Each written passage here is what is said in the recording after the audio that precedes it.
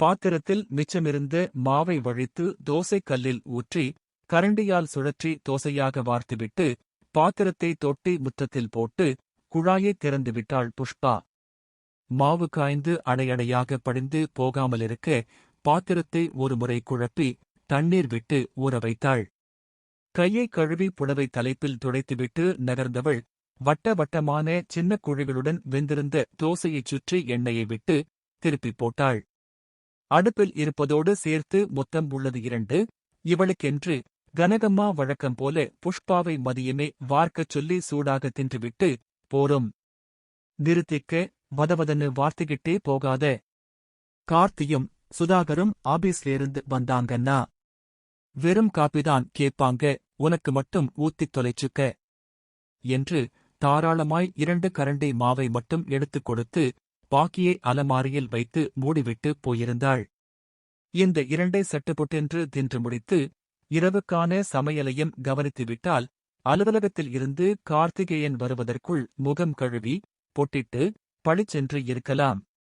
இன்று ஒரு நாளாவது அவருக்கு நாமே காப்பி கொண்டு போய்க் கொடுத்து வேலை செய்து களைத்து வந்திருப்பவரிடம் 2 வார்த்தை இதமாகப் பேசி லேசான புன்னகையோடு நின்றவளை கனகம்மாவின் கட்டை குரல் அதிர வைத்தது. முண்டம் என்ன தானே சிரிச்சுக்கிட்டு நிக்கரே? குழாய கொடகொடன்னு தொறந்துவிட்டு தண்ணிய கொட்டி முடிச்சிட்டியா? மூதேவி, இப்படி தண்ணிய ஓடவிட்டா குடும்பம் உருப்படுமா? வர்ற சீதேவி தண்ணி மாதிரி ஓடிடுவாளே.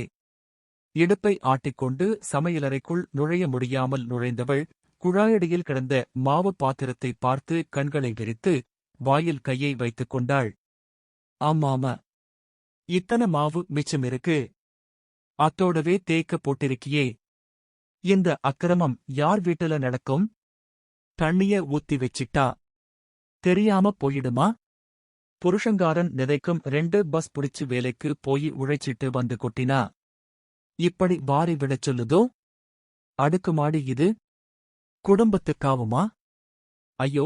பார்வையை திருப்பி புஷ்பா தட்டில் வைத்திருந்த பலகாரத்தின் மீது ஓட்டினவள் மறுபடி வலது கையால் வாயை மூடி, ஐயோ ஐயோ, என்னடி இது? இப்படி அடுக்கி வச்சுக்கிட்டு தீனி தின்னா கட்டுப்படியாவுமா? அது என்னடிமா அது? அப்பேற்பட்ட வயிறு மனுஷ ஜென்மமா? இல்ல மரத்துல செஞ்ச குதிரா என்றதும் புஷ்பா கூனிக் குறுகிப் போனாள். யாருக்கும் தெரியாமல் திருட்டுத்தனமாக எடுத்து தட்டு தட்டாக தின்றுவிடுகிற மாதிரி மாமியார் போட்ட கூச்சலில் ஒருவித அருவருப்பான உணர்வு உடம்பு முழுவதும் பரவியது. கல்யாணமான இந்த 13 வருஷங்களில் தினமும்